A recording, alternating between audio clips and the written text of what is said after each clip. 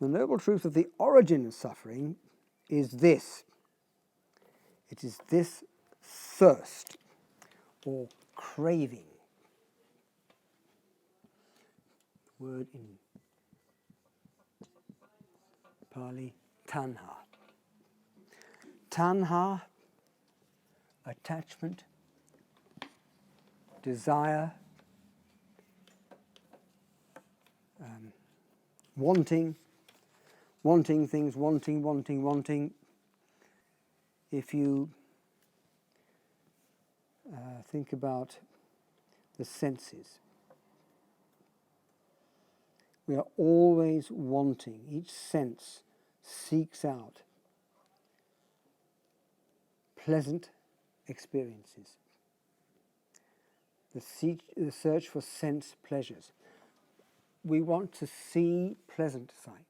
We want to hear pleasant sounds. Hear, not only see and hear, but also taste, touch, smell, and thought. All want pleasant experiences. There's this craving, this thirst. But this thirst can never be satisfied. As soon as we have one enjoyable experience, either we want to hold on to it and stop it going away, but it changes, or we then look for another enjoyable experience. The problem is that these sense pleasures can never be fully satisfied. There will always be something else that we want.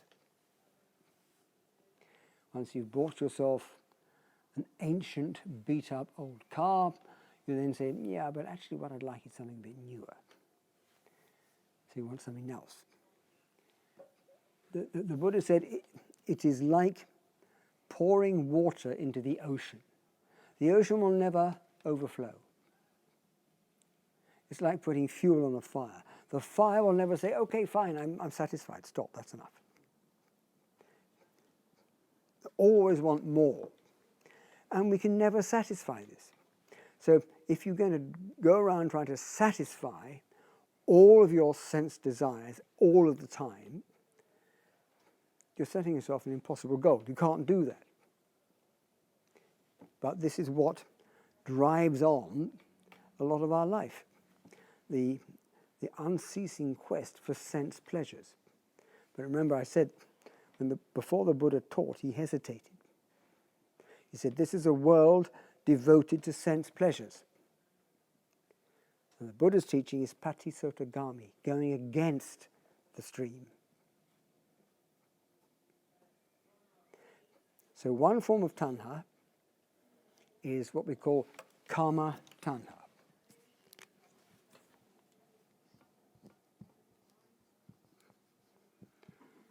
There are two different words that are a little bit similar. There's K-A-M-A, which is senses, sense desires.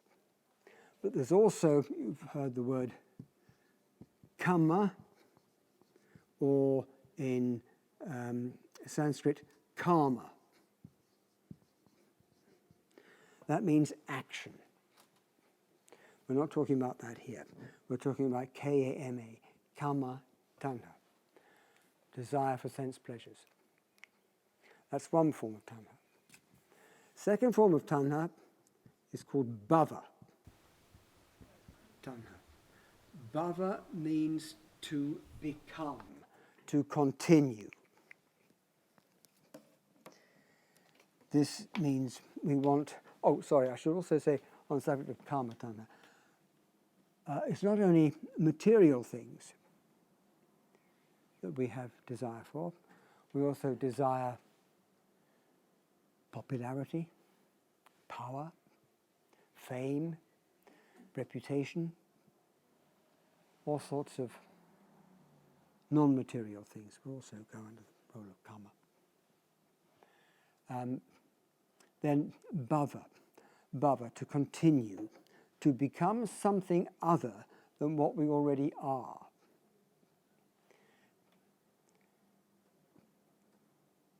this, in the extreme form, is the desire for life to continue. We don't want our life to end. We want it to go on and on and on.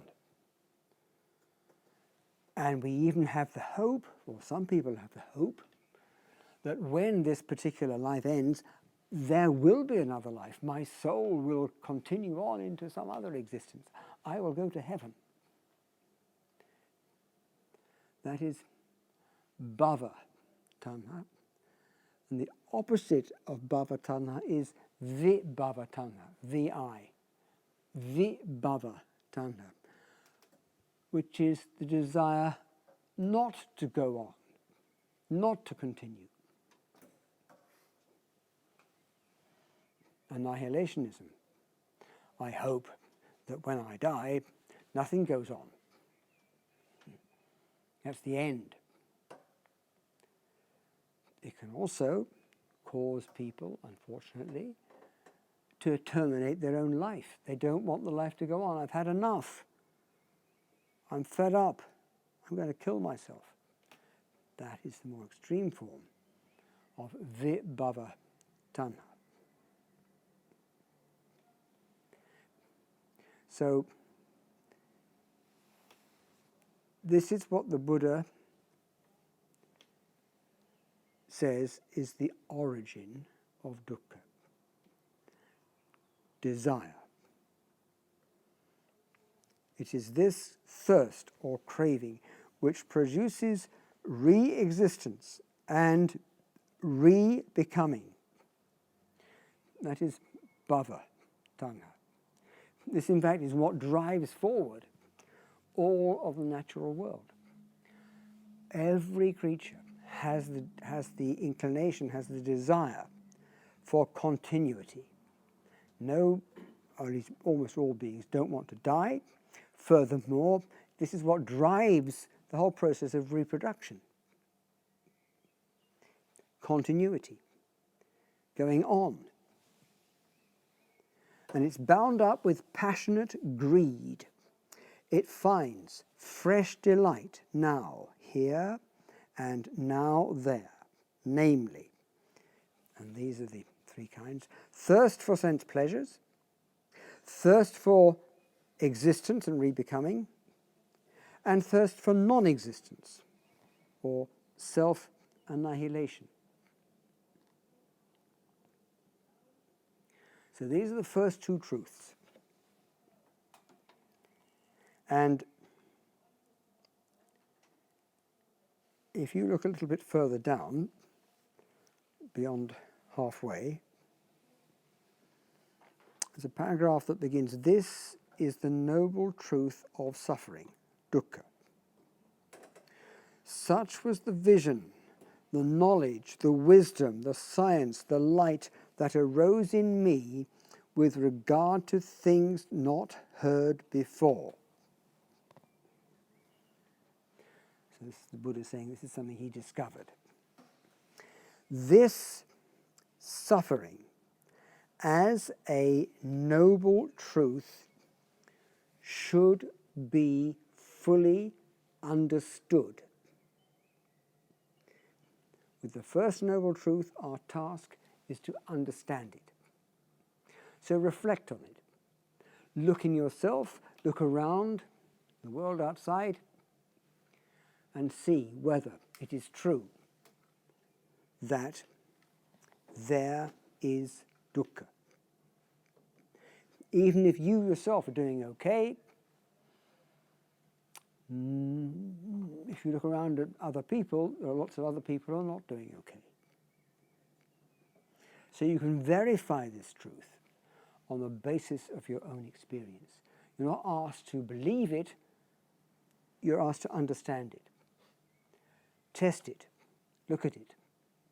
Is it true based on what you can see? And if you do see this, that is a very powerful stimulus to help us develop a very important quality which the Buddha highly recommended, and that is compassion. You yourself do not like to experience suffering. And you see other people experience suffering, and they, just like you, do not like to experience suffering. So when you realize that we are all in the same boat together, all of us, to a greater or lesser extent, are experiencing dukkha, then we can feel compassion. That is the basis for this very valuable quality, to look around and understand the nature of existence. The Buddha doesn't phrase this noble truth by saying, you, 5 men, you are suffering. That would be to personalize it. He says that this is a truth, the truth of suffering. So it's universally applicable. And then if you look at the last paragraph, this is the noble truth of the origin of suffering. Such was the vision, this origin of suffering as a noble truth should be abandoned. So the first noble truth, we have to understand it. Second noble truth, tanha, is to be abandoned. That is the job to be done with the second of these truths. First one, understand it. Second one, abandon it.